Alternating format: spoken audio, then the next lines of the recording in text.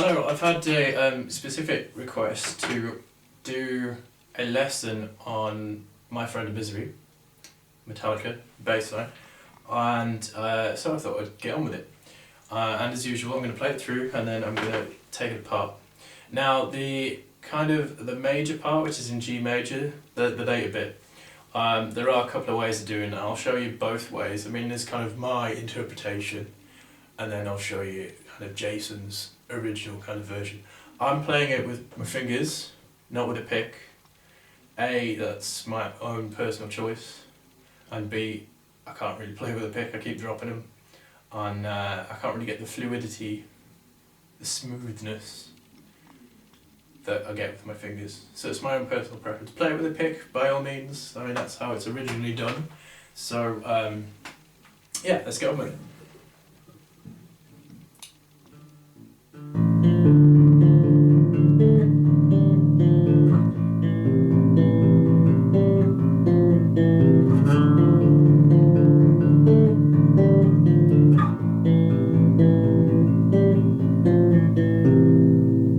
That's the first half. Okay, I'm going to teach you the first half. Very, very simple. I'm going to teach you it in chord forms. So first of all, we have an open A string ringing throughout. That kind of drone, you let it ring throughout the whole of the piece. Now basically what you're doing over the top of that is you're doing a D minor chord. So you're doing the 12th fret on the D string, and then you're doing the 10th fret on the G string. So that's your D and your F. And for those of you theory buffs, D and F equals minor, major. So you've got your root, that's your minor, and then your minor third, root and a minor third. Okay? So that's your first chord. And then move it down, and then you've got a nice sort of C major chord with your A in the bass. So that's the 10th fret, your C, 10th fret on the D string, and then your E, 9th fret on the G string. Okay, so those two chords. They're your basic chords, okay? And I suggest you should do this fingering if you can. If you can manage a stretch. If you can't, you could try this, 1 and 2, or 1 and 3. Up to you really, for the D minor chord. I like to do 1 and 3 because the next bit coming in,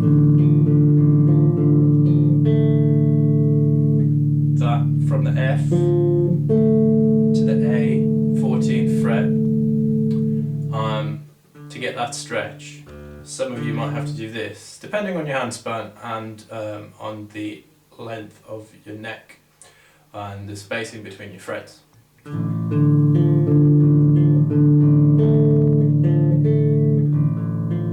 So if I play through that first chord, it's A, D, F. So you're arpeggiating that.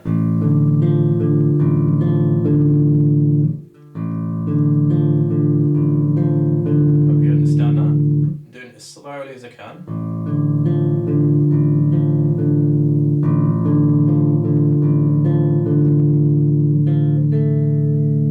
And then after you've arpeggiated that, is F, 10th fret, up to the A, 14th fret on G string. Okay, you hammer that on, well, you can hammer that on, or you can play each note individually, up to you. Okay, so that's the first part, okay?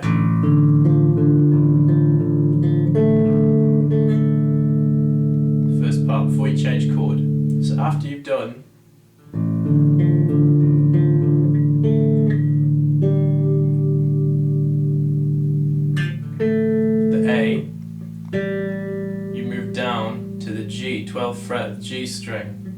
Okay.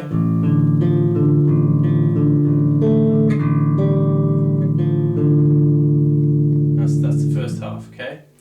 Which is why some of you, depending on how strong your little finger is, would prefer to do it this way. So, 10th fret of the G string, first finger. Second finger, 12th fret of the D string, okay?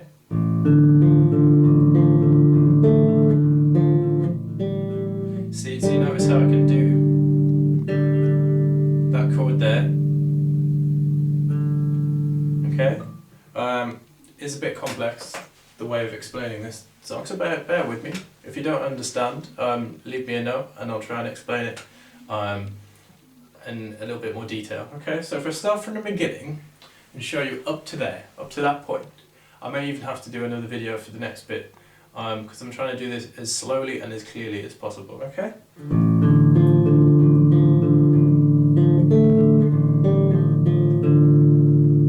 So that's the first half.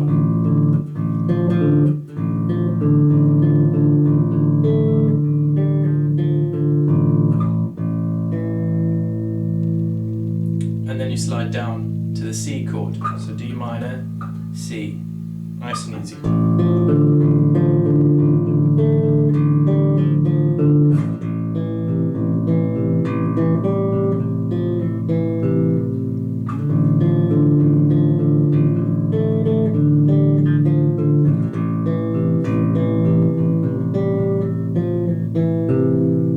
Okay, that's sort of the first half, roughly, in a kind of a rough sort of way, but you get the idea really.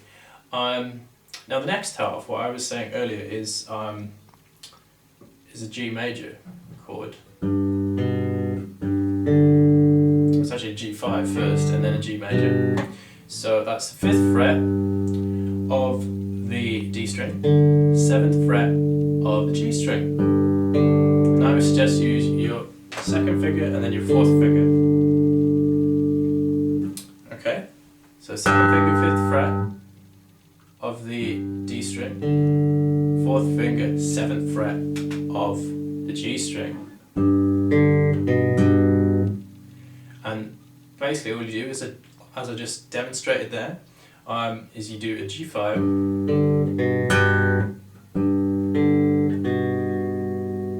and you move you take your little finger away, and you leave this major shape here, which is 5th fret D string, 4th fret G string.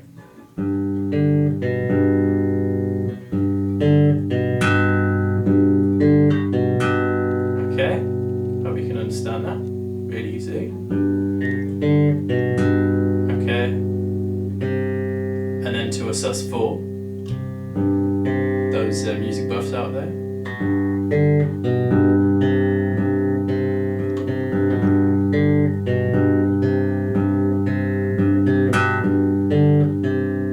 Okay, so that's the next half.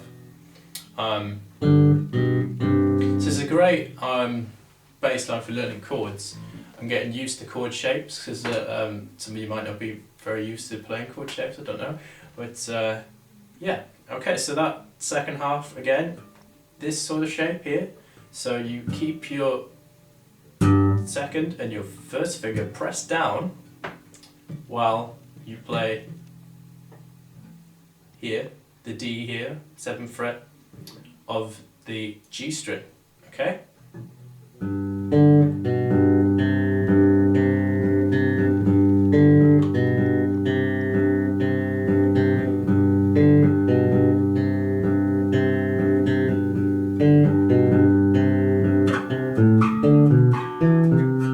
Okay, that's the next bit, is a nice A minor chord there. And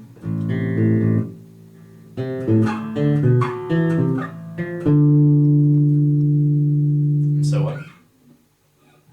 So the chords for that part are, yes, as I said, A minor, which is the 7th fret of the D string, 5th fret of the G string, and then a nice B minor chord,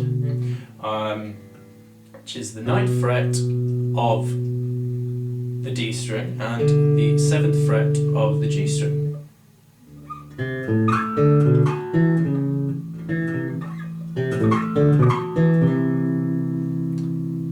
And then to a nice C major chord again. That C major chord that we were doing before. That one there.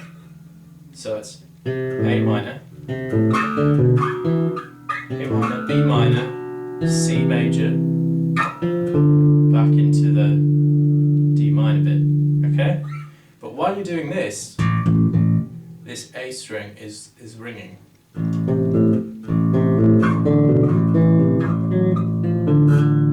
Like so, without that F sharp.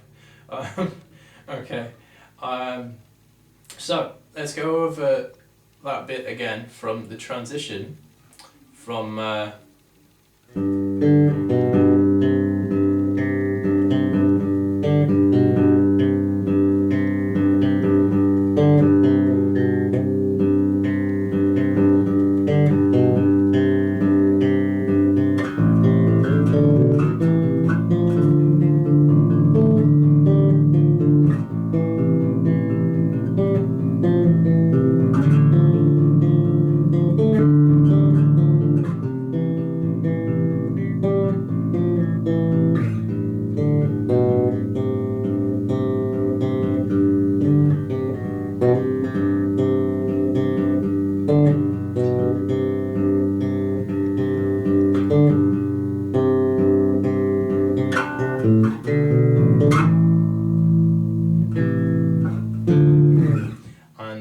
and so on. Little bits there, but what I'm basically trying to do is I'm just trying to teach you and get you around the idea of the chords. I mean, and this is if you're playing this as a solo, I mean, if you're playing the actual song from the Black Album, it's more structured and everything. But with this, you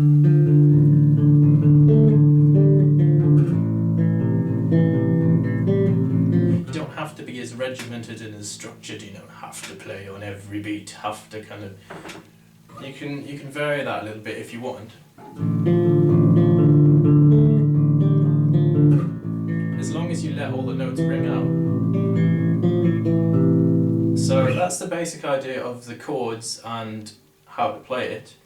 But you can kind of change that a bit. I mean, you noticed a couple of times when I play it, I vary it slightly.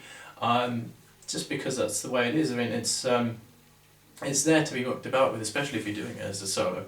So I really hope that's helped. And if there's any other bits you don't understand, I'm quite happy to make another video or to reply to any comments, emails, or whatever about this song. Okay.